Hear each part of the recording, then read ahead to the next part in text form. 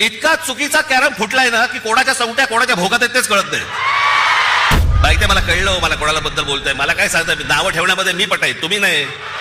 तुम्ही शांत बसा रे जरा, नाही तर तू ये इकडे आणि मार बॉम्ब परत सारखी. एका प्रभागातल्या 3 जणांना, जे 3 जण एका घरातले आहेत, त्यांना 15 कोटी रुपयाची ऑफर झाली. 15 कोटी. मी इकडचे जे कंत्राटदार होते त्या कंत्राटदारांची पहिली एक बैठक बोलवली होती आणि त्या कंत्राटदारांना सांगितलं होतं, म्हटलं हे त्याचं बजेट, तुमच्याकडे कोणी पैसे मागितले तर सांगा मला, ज्या बजेटमध्ये तुम्हाला दिलेलं आहे त्याच्यामध्ये जर उत्तम रस्ता जर केला नाहीस आणि त्याच्यात जर खड्डा पडला, त्या खड्ड्यात उभा करून मारीन. खान्नीच्या वेळेला समोरच्याचा एबी फॉर्म घेतला आणि गिळून टाकला. बरं, वेळ नव्हता, दिवसही नव्हते. एखादा दिवस मिळाला असता तर सकाळी बाबा वाट तरी बघता आली असती त्याची की एबी फॉर्म बाहेर येईल, बाहेर येईल, बाहेर येईल, मग नंतर फॉर्म भरू. मी आदरणीय श्री राजसाहेब ठाकरे यांना विनंती करतो की त्यांनी या महाप्रचंड सभेस प्रबोधित करावे.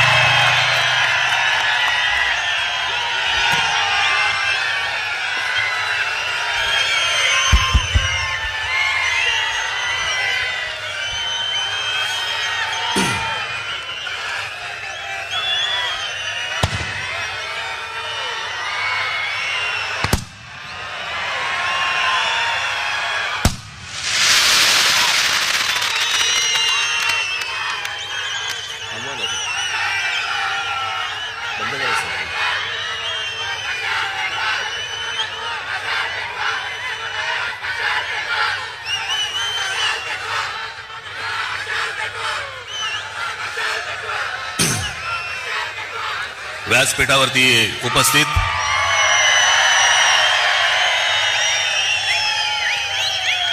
शिवसेना पक्षप्रमुख श्री उद्धव ठाकरे,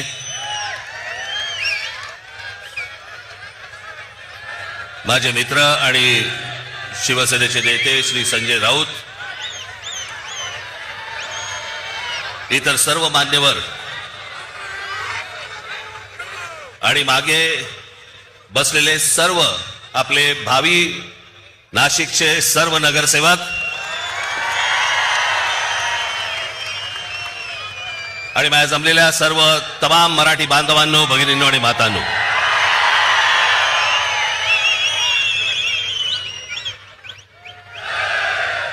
मी तुम्हाला सर्वांना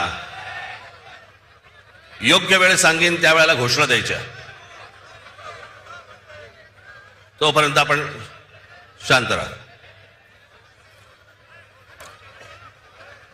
आज अनेक वर्ष रखडलेल्या याची कारण कोणालाही देता येणार नाहीत, सांगता येणार नाहीत, कारण कळलीच नाहीत की इतकी वर्ष या निवडणुका घ्यायला का लागल्या, कशासाठी लागल्या. 4 वर्षापूर्वी मुदत संपून देखील या महानगरपालिकेच्या निवडणुका का होत नव्हत्या. मला असं वाटतं की का होत नव्हत्या हे पहिल्यांदा याचं उत्तर हे आताच्या सरकारने दिलं पाहिजे. आणि मग इतक्या वर्षानंतर ज्या वेळेला निवडणुका होत आहेत त्याच्यानंतर ज्या प्रकारचा गोंधळ या महाराष्ट्रामध्ये आता सगळा सुरू आहे,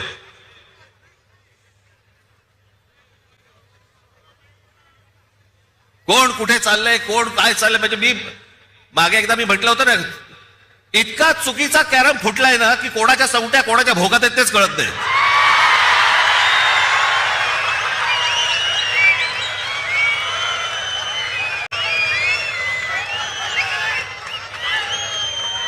प्रत्येकाला विचार लागतं आज कुठे.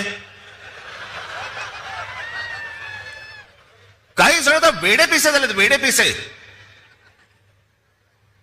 त्या दिवशी मला कळलं, कोणीतरी एकाने छाननीच्या वेळेला, म्हणजे ते फॉर्म भरायची तारीख मुदत निघून गेली होती फॉर्म भरायची, छाननीच्या वेळेला समोरच्याचा एबी फॉर्म घेतला आणि गिळून टाकला. बरं, वेळ नव्हता, दिवसही नव्हते. एखादा दिवस मिळाला असता तर सकाळी बाबा वाट तरी बघता आली असती त्याची की एबी फॉर्म बाहेर येईल, बाहेर येईल, बाहेर येईल, मग नंतर फॉर्म भरू. ती वेळ नाही दिली. कोणत्या थराला गेल्यात निवडणुका या महाराष्ट्रामध्ये. 60-60, 70-70 माणसं उमेदवार सत्ताधारी पक्षाचे बिनविरोध निवडून येतात. तिकडच्या मतदारांचा मतदानाचा अधिकार पण त्यांना देणार नाही तुम्ही. काही वेळेला तर दहशतीतून आणि काही वेळेला जास्तीत जास्त वेळेला तर पैसे. काय आकडे ऐकतोय. कोणाला 1 कोटी, कोणाला 2 कोटी, कोणाला 5 कोटी. आमच्या कल्याण डोंबिवलीच्या तिथे एका काय ते प्रभाग असतात, त्या प्रभागामधल्या 3 जणांना, एका घरातले 3 जण उभे आहेत एका प्रभागात. काय ऑफर झाली असेल तुम्ही कल्पना पण नाही करू शकत. एका प्रभागातल्या 3 जणांना, जे 3 जण एका घरातले आहेत, त्यांना 15 कोटी रुपयाची ऑफर झाली. 15 कोटी. कोणाला 5 कोटी, कोणाला 10 कोटी, कोणाला 2 कोटी. येतात या लेवलला. इथपर्यंत परिस्थिती आणली तुम्ही महाराष्ट्राची. एक तर उभं राहू द्यायचं नाही, माणसं विकत घ्यायची, भीती घालायची, दहशत निर्माण करायची, आणि अशा वातावरणामध्ये तुम्ही निवडणुका घ्यायला बघताय. मला समजलंच नाही. या इथे नाशिकमध्ये पण भारतीय जनता पक्ष, अहो तुमच्याकडे माणसं होती ना, जुनी काम करणारी माणसं होती ना.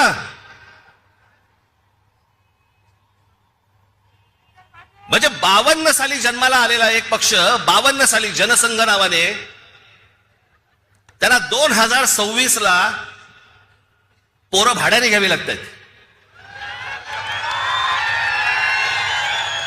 तुमचे कार्यकर्ते, तुमची माणसं तुम्ही उभी केली होतीत ना, मग दुसऱ्यांची कशाला कडेवर घेऊन नाचताय.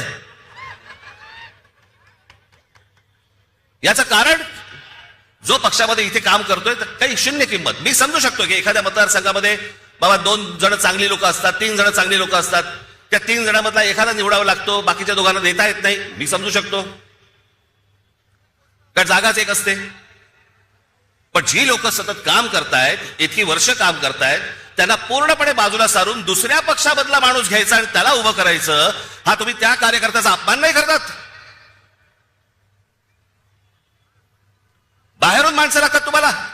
बरं, ती आणतात ते काही आनंदाने येत नाही येत. रात्री पैसे पोचवले जातात.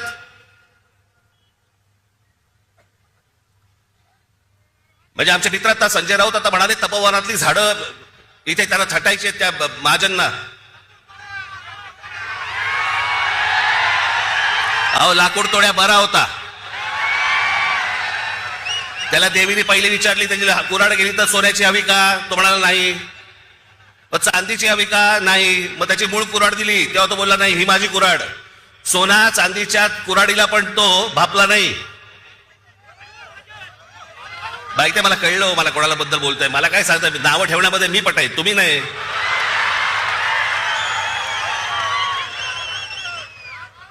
पण झाडं पण छाटायची जरा. पण झाडं छाटायच्या अगोदर स्वतःच्या पक्षामधले कार्यकर्ते छाटले. या पक्षामधली लोक छाटली पहिली, बाहेरून झाडं मागवली आणि ती आता पक्षात लावतायत.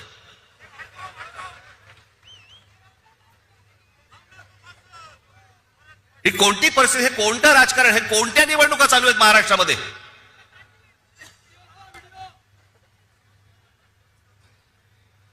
दोन 2012 साली ज्यावेळेला इथे सत्ता आली, 17 साली ते फडणवीस आले आणि म्हणाले मी नाशिक मी दत्तक घेतो.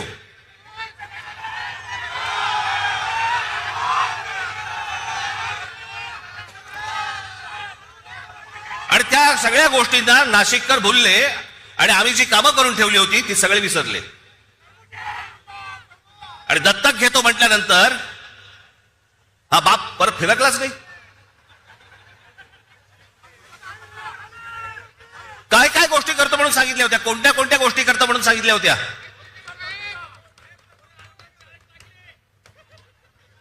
आता साधी गोष्ट बघा, 2012 ज्याला आम्ही इथे सत्तेमध्ये आलो त्यावेळेलाही कुंभमेळा झाला, अत्यंत यशस्वी कुंभमेळा झाला. त्यावेळेला त्यावेळेचे इथे उत्तम सगळेच त्यावेळेचे नगरसेवक सर्व पक्षांचे सगळ्यांच्या बरोबर घेऊन साथीने सगळे हा उत्तम कुंभमेळा झाला, एकही झाड कापलं गेलं नाही त्यावेळेला. आता का तुम्ही शांत बसा रे जरा, नाही तर तू ये इकडे आणि मार बॉम्ब परत सारखी.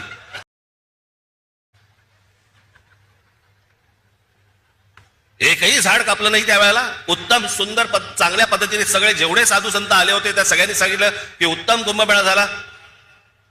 त्यावेळेला प्रशासकांचा आणि ज्यावेळेला जे नगरसेवक होते त्यांचा सत्कार झाला. बॉस्टन मध्ये पण सत्कार झाला त्यांचा, अमेरिकेत इथेही सत्कार झाले की उत्तम उत्तम रीतीने कुंभमेळा हाताळला गेला. मग आता काय चालू आहे? मी त्या दिवशी म्हटलं ना की ही तपोवनातली झाडं नुसती झाडं तोडणं नाही आहे. यांचं हे सगळं अगोदर ठरतं की या उद्योगपतीसाठी ही जागा रिकामी करायची, आता याच्यावरती कुंभमेळा करायचा. कुंभमेळा झाल्यानंतर सगळे साधू संत जेव्हा आपल्या घरी जातील मग त्या उद्योगपतीच्या ही घशात घालायची जमीन. सगळं सगळं प्लॅनिंग त्यांचं सुरू असतं. आज त्यावेळेला जे जे महाराष्ट्रातल्या कुठच्या बाकी शहर सोडा, जेव्हा ते अनेक उद्योगपतींकडनं जेव्हा या नाशिक शहरामध्ये पैसे आणले, रतन टाटांपासून अनेक लोक ज्यावेळेला इथे नाशिकमध्ये आले, काय त्यांचा संबंध होता नंतर? साधी गोष्ट नुसतं फक्त वाचून दाखवतो, तुम्हाला कळेल की काय काय पहिले फक्त 5 वर्षात काय झालं. आज नाशिक शहराला मुकणे धरणापासून आपण त्यावेळेला पाईपलाईन आणली. नाशिकच्या पाण्याचा पुढच्या साधारणपणे 50-60 वर्षाचा पाण्याचा प्रश्न संपवून टाकला. ते 5 वर्षात केलेले आहे. त्याच्यानंतर जीपीएस त्याला लावलेले सगळ्या महानगरपालिकेच्या ऑफिसमध्ये माणसं असायची. घंटा गाड्या सुरू केल्या. घनकचरा प्रकल्प सुरू केला. ज्या घनकचरा प्रकल्पाबद्दल तिकडे त्या कचऱ्याबद्दल विटा, खत, सगळ्या गोष्टी आज नाशिकमधले अनेक शेतकरी घेऊन जात आहेत. तिथून जाता येताना तुम्हाला वास पण येणार नाही की इथे घनकचरा प्रकल्प आहे म्हणून. वाहतूक पेटांचं सुशोभीकरण केलं. बोटॅनिकल गार्डन, इथे एक जागा होती त्या गार्डनचं केलं. मी रतन टाटांकडे ज्याला मी गेलो ते प्रकल्प घेऊन, त्यांना आवडलं. त्यांनी मला विचारलं किती खर्च आहे. मी म्हटलं 3-4-5 कोटी रुपये खर्च येईल त्याला. डन बोल, नक्की. त्यांची सगळी माणसं लावली. सरकारकडनं सगळ्या परवानग्या बिरवाग्या सगळं आलं. कामाला सुरुवात झाली आणि प्रकल्प वाढत वाढत वाढत वाढत गेला. त्यांचीच माणसं करत होती. शेवटी तो प्रकल्प ज्यावेळेला पूर्ण झाला त्यावेळेला रतन टाटांकडनं जवळपास 14 ते 15 कोटी रुपये टाकले गेले होते त्याच्यात. त्या बोटॅनिकल गार्डनची काय अवस्था करून ठेवली आज गेल्या 5 वर्षात. सगळं उद्ध्वस्त करून टाकलं. सगळी ती बेट उद्ध्वस्त केली. सगळ्याच गोष्टी उद्ध्वस्त केल्या. इथे तुमच्या ते चिल्ड्रन एज्युकेशन पार्क, गोदापार्कचं जॉगिंग ट्रॅक, स्वर्गीय माननीय बाळासाहेब ठाकरेंच्या नावाने ऐतिहासिक ते शस्त्र संग्रहालय केलं होतं, ते उद्ध्वस्त करून टाकलं. त्याच्यानंतर ही ते वॉटर कर्टन्स केली होती या सगळ्या तुमच्या पुलांवरती, ती घालवली, ती सगळी उद्ध्वस्त करून टाकली. नाशिकवरती त्यावेळेला आम्ही ज्याला आलो त्यावेळेला 700 कोटी रुपयांचं कर्ज होतं. ही नाशिक महानगरपालिका 700 कोटी कर्ज मुक्त महानगरपालिका त्यावेळेला आम्ही करून दिली. आणि सगळ्यात महत्वाची गोष्ट, त्या संपूर्ण 5 वर्षाच्या काळात विरोधी पक्षातलेही लोक बसले होते, भाजपवालेही बसले होते, सगळेच बसले होते. त्या संपूर्ण 5 वर्षाच्या काळात विरोधी पक्षाकडनं एकही भ्रष्टाचाराचा आरोप झाला नाही, अशी ती महानगरपालिका होती. ज्या वेळेला हे रस्ते बांधणीचं काम सुरू होतं, उत्तम रस्ते सगळे झाले होते त्याला नाशिकमध्ये. मला हे पत्रकार सांगतात ना, दर पावसाळ्यामध्ये त्यांचे ते चॅनल की मुंबई इकडचे तिकडचे सगळीकडचे इकडचे खड्डे पडतात. मी इकडचे जे कंत्राटदार होते त्या कंत्राटदारांची पहिली एक बैठक बोलवली होती आणि त्या कंत्राटदारांना सांगितलं होतं, म्हटलं हे त्याचं बजेट, तुमच्याकडे कोणी पैसे मागितले तर सांगा मला, आणि ज्या बजेटमध्ये तुम्हाला दिलेलं आहे त्याच्यामध्ये जर उत्तम रस्ता जर केला नाहीस आणि त्याच्यात जर खड्डा पडला, त्या खड्ड्यात उभा करून मारीन. उत्तम रस्ते झाले सगळे नाशिक मधले. हे होऊ शकतं, हे घडू शकतं, सगळ्या गोष्टी घडू शकतात. पण ह्या लोकांना हे करायचं नाही. 5 वर्ष दिली. हे 5 वर्षामध्ये मुख्य हे देवेंद्र फडणवीस येऊन तुम्हाला काय बोलून गेले? ते काय बोलून गेले ते फक्त झालंय का एवढं फक्त मला सांगा. नाशिक न्यू मेट्रो प्रकल्प, Nashik IT park, Nashik logistic park, Dwarka Nashik उड्डाणपूल, नाशिकचा बाह्य ring road, Nashik Pune semi high speed railway मार्ग, इगतपुरीला आदिवासी क्रीडा प्रबोधिनी, महानगरपालिकेतील कर्मचारी अनुशेष असे अनेक प्रकल्प त्यावेळेला त्यांनी घोषित केले की भरून काढणार वगैरे काही नाही. आणि हे म्हणे दत्तक घेणार.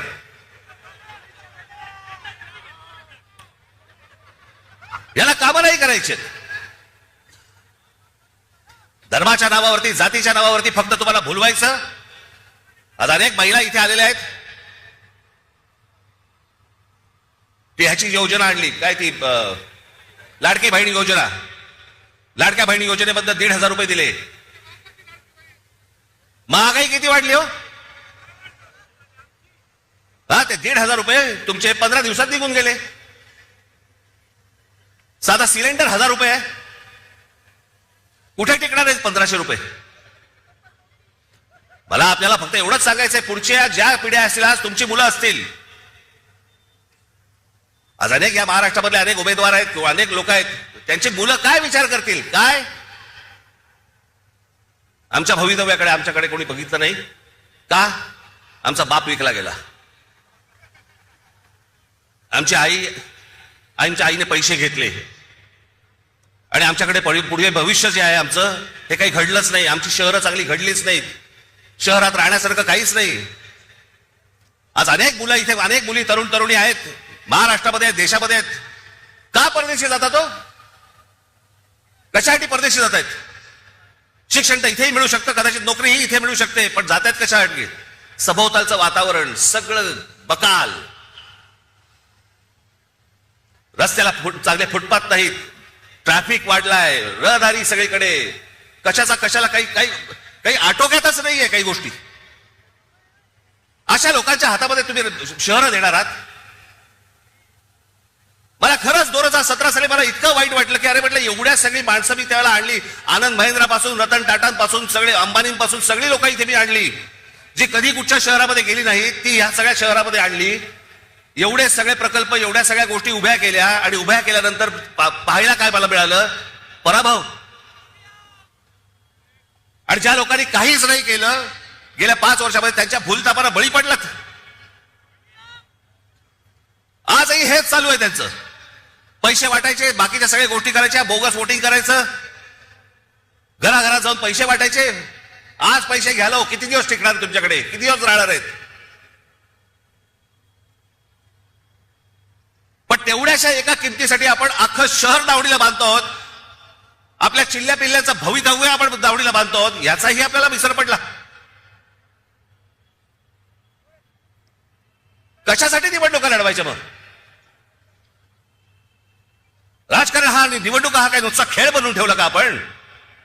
पैसे घ्यायचे आणि मतदान करायचं आणि मग 5 वर्ष बोंबलत राहायचं की ह्यांनी काही नाही केलं, ह्यांनी असंच केलं, ह्यांनी तसंच केलं, हे खोटं बोलले, परत 5 वर्षांत परत येणार, हे पैसे वाटणार. हाच खेळ खेळायचा असेल तर खेळा बाबा. तुम्हाला उत्तम शहर घडवायचं असेल, उत्तम भवितव्य घडवायचं असेल, आपल्या चिल्ल्या पिल्ल्यांचं देखील त्यांना असं वाटलं पाहिजे की या शहरात राहावं, असं जर वाटत असेल, आज मी तुम्हाला सांगतोय, आज शिवसेना आणि महाराष्ट्र नवनिर्माण सेनेच्या हातामध्ये तुम्ही आज सत्ता देऊन बघा. तुम्हाला नाशिकमध्ये पुन्हा चमत्कार घडवल्याशिवाय मी राहणार नाही. हे सगळे इथे बसलेले सगळे जे आज उमेदवार आहेत, उद्याचे सगळे नगरसेवक असतील, पण सगळे जण तुम्ही जर ताकदीने आज उभे राहिलात आमच्या पाठीशी आणि बाकीच्या पेकाडात लाथ घातलीत. तो समोर बोर्ड दिसतोय मला तिकडे क्रिकेटचा, त्याच्यावर लिहिले टोटल. शिवसेना आणि महाराष्ट्र नवनिर्माण सेना यांचे नगरसेवक किती निवडून येणार, मला तिकडे 100चा आकडा पाहिजे मला त्या बोर्डावरती. कुठेही बेसावत राहू नका, कुठेही गाफील राहू नका, कुठेही विकले जाऊ नका, कुठच्याही जातीपातीच्या धर्माच्या कुठच्याही नावाखाली येऊ नका. हे शहर उत्तम करायचंय, सुदृढ करायचंय, सुंदर करायचंय, चांगलं करायचंय, येणाऱ्या पिढ्यांच्या भवितव्यासाठी चांगलं करायचंय. याच्यासाठी सगळेजण सज्ज व्हा. एवढंच फक्त सांगण्यासाठी आज आपल्यासमोर आलो. आपण सगळेजण इतक्या मोठ्या संख्येने इकडे आलात, आपण त्याबद्दल मी तुमचा सगळ्यांचा मी आभारी आहे. धन्यवाद. जय हिंद, जय महाराष्ट्र. 2012 साली जेव्हा महापालिकेत मनसेची सत्ता होती तेव्हा विविध विकास कामे केली गेली. 2017 साली फडणवीस आले आणि म्हणाले की नाशिक मी दत्तक घेतो. त्यांच्या या घोषणेवर नाशिककर भुलले आणि आम्ही केलेले कामे विसरले. मात्र दत्तक घेतो म्हटल्यानंतर हा बाप पुन्हा फिरकलाच नाही, अशा शब्दात मनसे अध्यक्ष राज ठाकरे यांनी मुख्यमंत्री देवेंद्र फडणवीस यांच्यावर तोफ डागली आहे. हुतात्मा अनंत काणेरे मैदानावर आयोजित केलेल्या ठाकरे बंधूंच्या संयुक्त सभेत राज ठाकरे यांनी भाजपवर टीकेची तोफ डागली आहे. निवडणूक काळात भीती दाखवायची, माणसे विकत घ्यायची, दहशत पसरवायची हा प्रकार भाजपने सुरू केला आहे. 1952 साली जनसंघ नावाने जन्माला आलेल्या भाजपला 2026 साली पोरं भाड्याने घ्यावी लागत आहेत. तुमच्या पक्षात लोक होते ना, तुमची माणसे उभी केली होती, मग दुसऱ्यांची कशाला कडेवर घेऊन नाचत आहात? येणारे आनंदाने येत नाहीत, रात्री पैसे पोहोचवले जातात. हा एवढे दिवस काम करणाऱ्या कार्यकर्त्यांचा अपमान नाही का, असा सवालही त्यांनी उपस्थित केला. तपोवनातील वृक्षतोडीवरून मुख्यमंत्री फडणवीस आणि कुंभला मंत्री गिरीश महाजन यांनाही त्यांनी चांगला समाचार घेतलाय. तुमच्यापेक्षा लाकूड तोड्या बरा होता. सोन्या चांदीच्या कोराडीलाही लाकूड तोड्या भाळाला नाही. यांना बिल्डरांसाठी झाडा छाटायची आहेत. स्वतःच्या पक्षातील कार्यकर्ते छाटली, आता बाहेरून झाडे मागवून ती पक्षात लावत आहेत. मनसे सत्ता काळातील कामांची यादी वाचून दाखविताना राज ठाकरे म्हणाले की आमची सत्ता असतानाही कुंभमेळा झाला, उत्तम पार पडला, एकही झाड कापलं नाही. याशिवाय नाशिकचा विकास करून दाखविला. मुकणे धरणातून थेट पाईपलाईन टाकून नाशिकच्या पाण्याचा प्रश्न 50-60 वर्षासाठी मार्गी लावला. तर GPS लावलेल्या घंटागाड्या सुरू केल्या, घनकचरा प्रकल्प सुरू केला, वाहतूक बेटांची सुशोभीकरण केलं, बॉटॅनिकल गार्डन केलं. मी रतन टाटाकडे जेव्हा हा प्रकल्प घेऊन गेलो तेव्हा ते म्हणाले की किती खर्च येईल. मी त्यांना 5 कोटी म्हणालो. प्रत्यक्षात प्रकल्प जेव्हा झाला तेव्हा रतन टाटांनी 15 कोटी खर्च केले होते. नाशिकला चिल्ड्रन पार्क, गोदा पार्क, शस्त्र संग्रहालय यांसारखे पार्क साकारले. रतन टाटांपासून ते अंबानीपर्यंत उद्योजक नाशिकमध्ये आणले. मात्र मागील 5 वर्षात पूर्ण वाट लावली असल्याची टीकाही राज ठाकरे यांनी केली आहे. आता यावर तुम्हाला काय वाटतं? तुमचं मत कमेंट बॉक्समध्ये लिहायला अजिबात विसरू नका. व्हिडिओ आवडला असेल तर जास्तीत जास्त शेअर करा. आणि आतापर्यंत मराठी जनता, आपण आपल्या या चॅनलला सबस्क्राईब जर केलेलं नसेल तर चॅनलला सबस्क्राईब करा.